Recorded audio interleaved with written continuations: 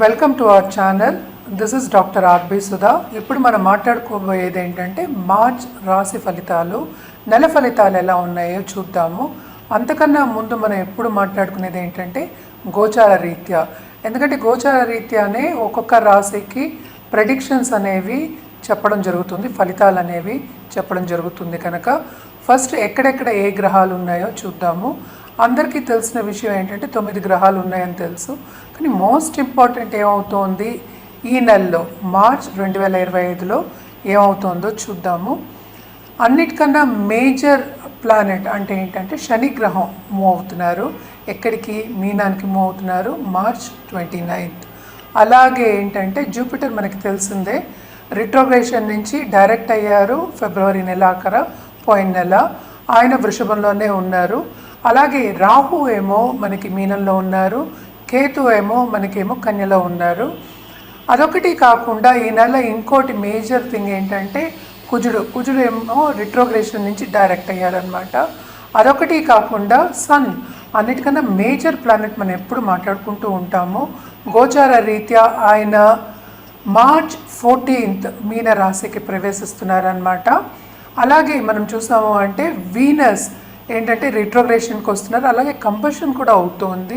అలాగే Mercury, Venus అంటే మనకి తెలుసు శుక్రుడు, అలాగే మెర్కురీ బుధుడు ఆయన ఏంటంటే మీనంలో ఉండి ఆయన కూడా రిట్రోగ్రేషన్ వెళ్తున్నారు. అలాగే ఏంటంటే మనకి కంబషన్ కూడా అవుతున్నారు అనమాట. సో 2 ప్లానెట్స్ అంటే బుధుడేమో నీచ స్థితిలో ఉన్నారు, శుక్రుడేమో ఉచ్చ స్థితిలో ఉన్నారు. కానీ అందరికీ తెలిసిన విషయం మనం చాలా మాట్లాడుకున్నాము అంటే 6 గ్రహాలు ఈ రాశిలో అంటే మీన రాశిలో కూడుతున్నాయి అన్నమాట. అంటే సన్నిహితం అవుతున్నాయి, అన్నీ కలిసి ఉంటున్నాయి. అది మార్చ్ 29th. అలాగే మనం చూసామంటే మోస్ట్ ఇంపార్టెంట్ మేజర్ ఈవెంట్స్ ఏంటంటే ఇదే నెల 2 గ్రహణాలు వస్తున్నాయి అన్నమాట. ఒకటేమో మనకి కనిపించదు, మనకి అంటే సూర్యగ్రహణం ఏమో కనిపించట్లేదు, మార్చ్ 29th వస్తుంది. పార్షియల్ గ్రహణమే, అది కనిపించట్లేదు. సో అన్ని రాశుల వారీగా ఎలా ఉంటుందో మనం రాశి ఫలితాలు అనేది చూద్దాము. కానీ మోస్ట్ ఇంపార్టెంట్ ఏంటంటే దేనికైనా సరే భయపడకుండా ఫస్ట్ మనం పరిహారం చేయాలి. ఎందుకంటే మీనరాశిలో అండ్ మనకి తెలుసు రాహు మూలంగాను కేతు మూలంగానే మనకి గ్రహణాలు అవన్నీ వస్తూ ఉంటాయి కదా. సో అటు కన్యకి ఎఫెక్ట్ అవుతోంది, అటేమో మనకి మీనానికి కూడా కొంచెం ఎఫెక్ట్ ఉందన్నమాట. కానీ మోస్ట్ ఇంపార్టెంట్ అన్నిటికన్నా ఇంపార్టెంట్ ఏంటంటే మకర రాశి వాళ్ళకి బాగుంటుంది. ఎందుకంటే ఏల్నట్స్ అనేది వెళ్ళిపోతుంది. ఎందుకు ఏల్నట్స్ అని వెళ్ళిపోతే ఏమవుతుందంటే వాళ్ళకి కొంచెం అంటే రిలీఫ్ అనేది ఉంటుంది. సో ఎవరెవరికి ఏల్నట్స్ అని ఉంది ఇప్పుడేమో కుంభరాశికి ఏల్నట్స్ అని ఉంది, అలాగే మనకి మీనరాశికి ఏల్నట్స్ అని ఉంది, అలాగే మేషరాశికి ఏల్నట్స్ అనేది మొదలవుతోంది అనమాట. సో ఏల్నట్స్ అని మొదలవుతోంది మేషరాశి కంటే భయపడవలసిన అవసరం లేదు. కొన్ని పరిహారాలు చేసుకోవాల్సిందే. ఎప్పుడు మన పరిహారాలు అన్ని రాశుల వారిగా మనం చెప్తూనే ఉన్నాము. కానీ ఏంటంటే మోస్ట్ ఇంపార్టెంట్ కొన్ని అడ్డంగాలు వచ్చే ఛాన్సెస్ ఎక్కువ ఉంటాయి. కనుక ఎప్పుడు మనం చెప్పుకునేదే 12 రాశుల వారికి కొన్ని రాశుల వారికి చాలా బాగుంటుంది, కొన్ని రాశుల వారికి అంత బాగుండదు. ఈ గ్రహస్థితి మూలాన్ని అలా ఉంటుంది అని చెప్పుకోవాలన్నమాట. సో మకర రాశి వాళ్ళకి మాత్రం చాలా అదృష్టం, ఈ నెల అంతా చాలా బాగుంటుంది. పరిహారాల విషయానికి వస్తే కనుక మనం జనరల్గా చేసే పరిహారాలు ఎప్పటికైనా సరే నవగ్రహ స్తోత్రాలు, నవగ్రహ హోమాలు, లక్ష్మీ గణపతి హోమాలు చేసుకోవడం చాలా మంచిది. అదొకటి కాకుండా ఇప్పుడు నేను ఇందాక చెప్పినట్టు 2 గ్రహణాలు వస్తున్నాయి కనుక రాహు కేతు పూజ చేసుకోవడం చాలా మంచిది. అన్ని రాసుల వారి గురించి చెప్తున్నాను. అలాగే ఏంటంటే చంద్రుడికి మనం ఎప్పుడైనా సరే దానం ఇవ్వమంటాం అనమాట. బియ్యం దానం ఇవ్వడం అనేది చాలా ఇంపార్టెంట్.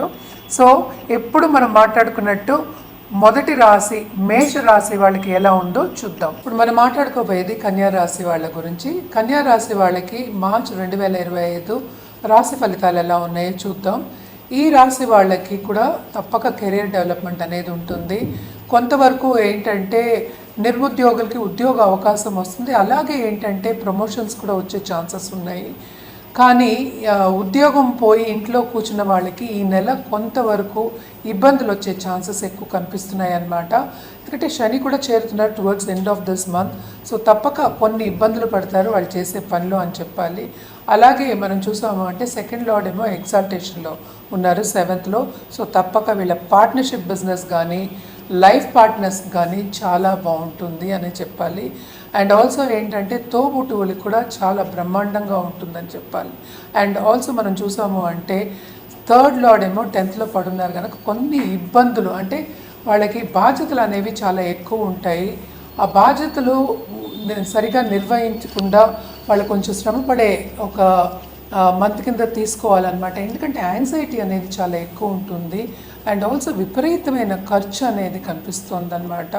వీళ్ళు కూడా ఏంటంటే స్పిరిచువల్ నేచర్ అనేది డెవలప్ అవుతుంది, ఫిలాసఫికల్ నేచర్ అనేది డెవలప్ అవుతుంది. అలాగే స్టూడెంట్స్కి మాత్రం బ్రహ్మాండంగా ఉంటుంది.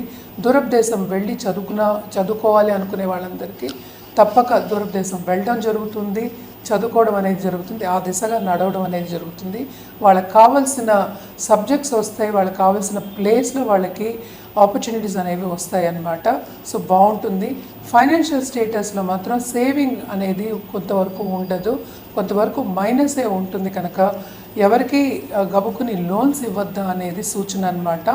అలాగే ఫైనాన్షియల్ మార్కెట్లో ఉన్నవాళ్ళు, స్టాక్ మార్కెట్ ట్రేడింగ్లో ఉన్న వాళ్ళకి సడన్గా డబ్బు వచ్చే సూచనలు కనిపిస్తున్నాయి. కానీ కూడాను ఇక్కడ ఈ రాశికి అధిపతి అయిన మనకి బుధుడేమో నీచపడి ఉన్నారు సెకండ్ లార్డ్తో ఉన్నప్పటికీ కూడాను కొంతవరకు ఫైనాన్షియల్ మ్యాటర్స్లో కొంచెం ధ్యాస పెట్టడం అనేది మంచిది.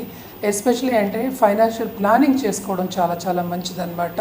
అలాగే హెల్త్ రీత్యా కూడా కొంతవరకు సెన్సిటివ్ అయ్యే ఛాన్సెస్ ఉన్నాయని ఇందాక చెప్పాను కదా.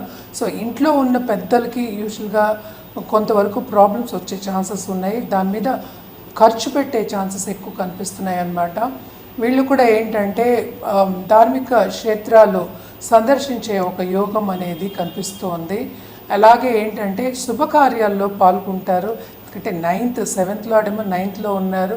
సో తప్పక ఏంటంటే కొంత కలయిక అనేది ఉంటుంది, బంధుమిత్రుల కలయిక అనేది ఉంటుంది. కలయిక ఉన్నప్పటికీ వీళ్ళకి సపోర్ట్ అనేది కొంచెం తక్కువే ఉంది. ఎందుకంటే కొలీగ్ సపోర్టు అలాగే బాసెస్ సపోర్టు కొంచెం తక్కువ ఉంది. ఎంత శ్రమ పడినా వీళ్ళకి శ్రమకి తగిన ఫలితం అనేది కొంచెం తక్కువే ఈ నెలలో.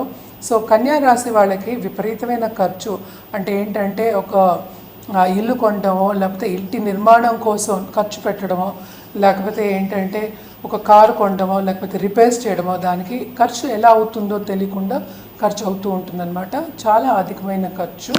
అలాగే రాబడి అనేది తక్కువ కనుక యాంగ్జైటీకి గురవుతూ ఉంటారు. సో తప్పక ఏంటంటే వీళ్ళకి ఒక జపమో లేకపోతే ఒక పూజో లేకపోతే గుళ్ళకి వెళ్ళడమో లేకపోతే మెడిటేషన్ చేసుకోవడం ఇవన్నీ చేసుకోవాలి. పర్సనల్ డెవలప్మెంట్ మీద ధ్యాస పెట్టుకోవాలన్నమాట. వీళ్ళు పరిహారాల విషయానికి వస్తే కనుక తప్పక ఫస్ట్ అంటే నవగ్రహాలకి తప్పక పరిహారం చేసుకోవాలి, అంటే ప్రదక్షిణ చేసుకోవాలి. అలాగే నవగ్రహ హోమాలు చేసుకోవడం కూడా మంచిది ఇందాక నేను చెప్పినట్టు. కానీ శని కాళ్ళు పట్టుకోవడం వెరీ వెరీ ఇంపార్టెంట్. సో తప్పక ఏంటంటే శనికి దానం ఇవ్వడం వెరీ ఇంపార్టెంట్ అన్నమాట. అంటే నల్ల నువ్వులు ఒక 100 గ్రాములైనా నల్ల గుడ్డలో దానం ఇవ్వడం, ఎవరికైనా దానం ఇవ్వడం అంటే బ్రాహ్మడికే ఇస్తాం, బ్రాహ్మడికి దానం ఇవ్వడం వెరీ వెరీ ఇంపార్టెంట్ అన్నమాట. అలాగే ఏంటంటే కుటుంబ రీత్యా పైకి రావాలి, పిల్లలతో పాటు పైకి రావాలి అన్నప్పుడు తప్పక వీళ్ళు లక్ష్మీ గణపతి హోమాలు కానీ పూజలు కానీ చేయడం, నిత్యం పూజ చేయడం, ఎస్పెషలీ గణపతికి నిత్యం పూజ చేయడం చాలా మంచిది. ఇవన్నీ మనం మాట్లాడుకునేది ఈ నెలకే పరిమితం అనుకోండి. సో లాంగ్ టర్మ్గా మీకు కావాలి అంటే జాతక రీత్యా పరిహారాలు కావాలి అంటే తప్పక మమ్మల్ని సంప్రదించవచ్చు. కింద స్క్రోల్ అయ్యే నెంబర్కి సంప్రదిస్తే అన్ని వివరాలు చెప్పడం అనేది జరుగుతుంది. ఎందుకంటే జాతిరత్నాలు కూడా మన రెమెడియల్ మెషర్స్లో పార్ట్ కింద చెప్తూ ఉంటాము.